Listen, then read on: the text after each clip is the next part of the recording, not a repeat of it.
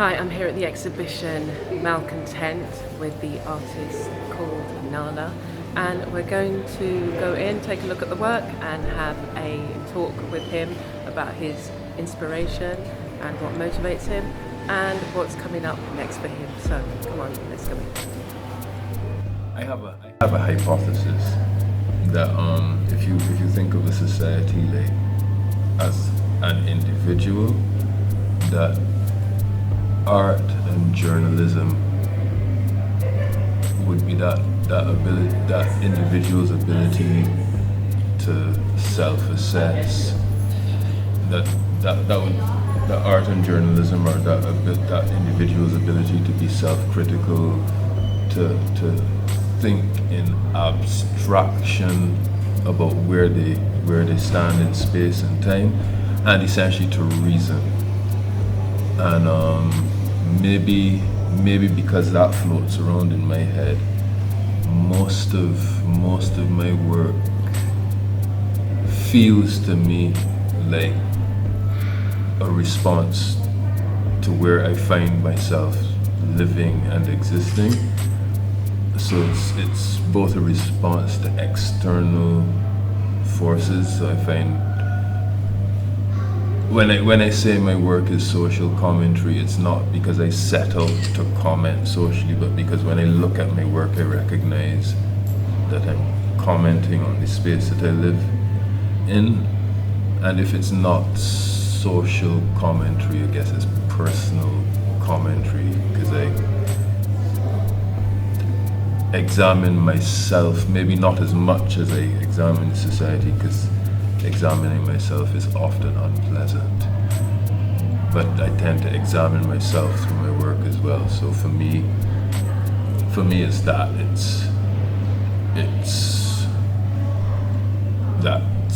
being self-critical, self-analytical kind of thing. So I suppose that's what inspires me, is responding to that. And then when it comes to the society, I'm specifically drawn to the more unfiltered element of society. I've always been attracted to block spaces, spaces where things are a lot more visceral. Certain artistic spaces I'm drawn to for that same reason, because artists have very little restraint, and when you put a bunch of them in a place, the place ends up having so I tend to be attracted to those spaces where stuff is raw and unfiltered and always boiling over. Unfortunately, I lack discernment, so that means that I'm as attracted to artistic spaces as I am to violent spaces, because there's a open-faced kind of frontal honesty about those spaces, and I find that easy to process, I guess. I also feel that the region is very guilty of writing its history with urine in the sand. You know what I mean? It doesn't exist for long. We've done a dismal job of not only recording what we've done, but recording who we are. And I find a lot of Barbados is missing, not from what artists are producing, but from whatever it is that the gatekeepers are pushing. Because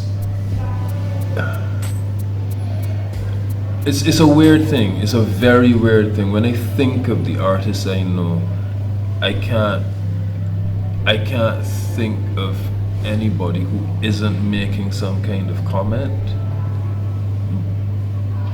But somehow the face of art that's being pushed seems to exclude that comment. I don't know.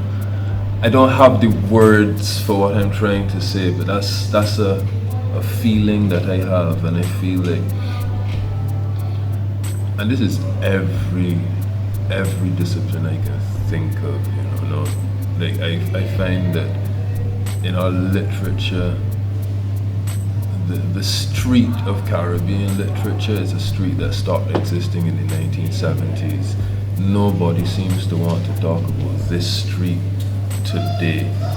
That's even in our burgeoning film industry.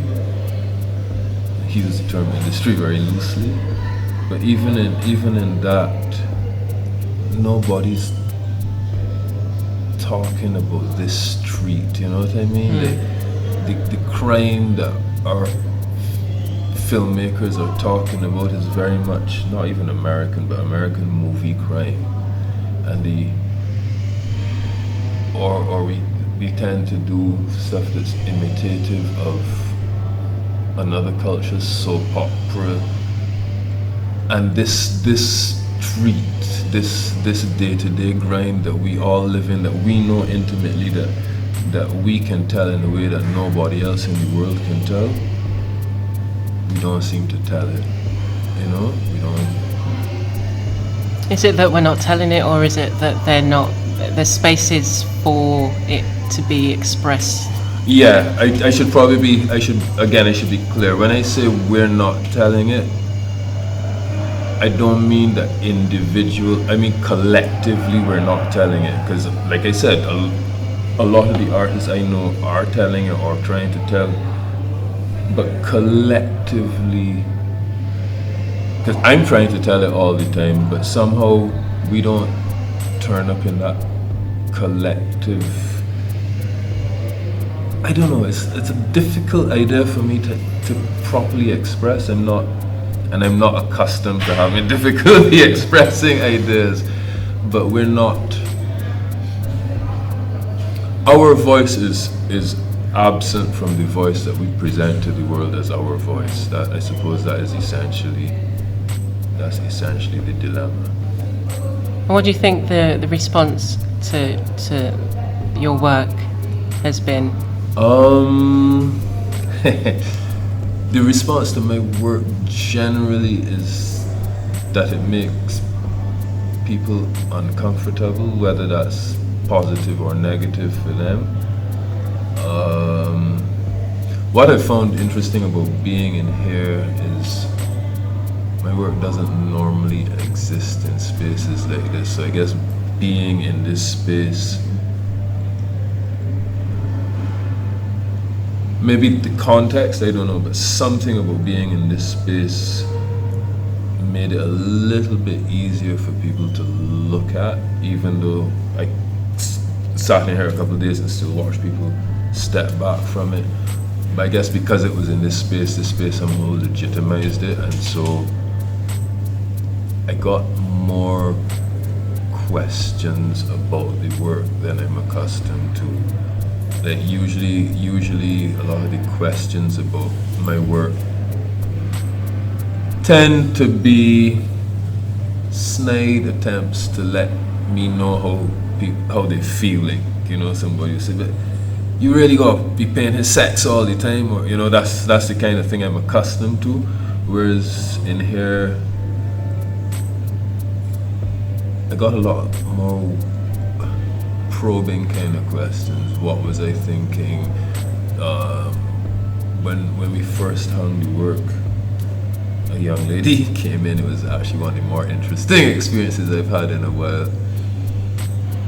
And her response to the work was to give me like a 5-minute lecture on what she felt each piece meant, and then ask me what it meant. So that was a very interesting experience, especially since most of her interpretations were better than mine.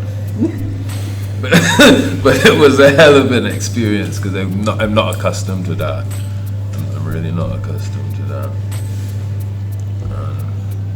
So what's next for you? Well, this whole thing for me, part of the reason it was called a work in progress is because I believe that the creative impulse is very closely related to mental illness. I believe that very strongly. This is based on my personal experience and on my interaction with the arts community and the things I hear a lot of us saying in common. I think there's a strong link, and I've kind of been for quite a few years, because of the problems that my own creative process causes in my personal life, I've been toying with the idea of fully embracing that madness. And so this is called Malcontent because I want to do a stand-up performance in a number of months' time called Malcontent. And it's addressing my dissatisfaction and my disappointment with myself and the region. And that's why I pulled these pieces, because these pieces are kind of that dissatisfied. Careful on that chair, it's falling apart. Is it? Yeah. I just cut you. Yeah. So these were kind of my dissatisfied look at my environment, and and what I was hoping, what I was trying to do here, which is why we have pieces on the floor and that kind of thing, is I was trying to recreate a facsimile of my actual workspace such as it is now, because I then want to take this feeling and put it on the stage when I do Malcontent, because a lot of what I want to talk about in that show is my own personal dissatisfaction and how I feel the region in general has failed itself. So my next step is to try and keep Malcontent in people's minds while I build that idea, and that's also why it's a work in progress, because I wanted for people that came here to know that this is just part of something else that I'm doing, because I kind of stole that concept from Kamau. I noticed when I was really into his work, I noticed that he would write a poem and then that poem would become part of another poem later on, or he'd take an excerpt from a speech and integrate it into a creative piece of writing that he was doing. And I like that, because that's a holistic, chaotic approach, and it destroys the lines between what part of your life is art and what part isn't. And I'm more comfortable with that absence of order than I am with the order in my. I think the order in my life is driving me crazy. I agree. Alright.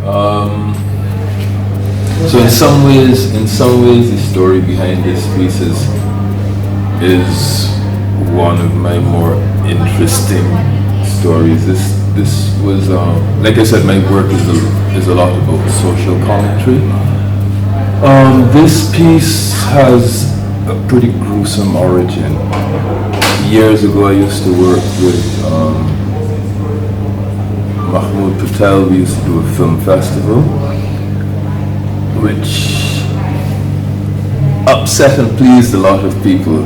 And somewhere in the fray, a guy called Tone turned up outside our workplace late one night to tell us that he was like a kind of bad man kind of thing, to tell us that he really liked what we were doing, and he knew that people were giving us a hard time, and anytime we needed his help or protection, call him. And then 3 or 4 days later, he turned up murdered in a cane field, and they mutilated him, took photographs of him and posted them on the internet. And I don't like looking at gruesome images to begin with, and I'm even less interested when it's people I know.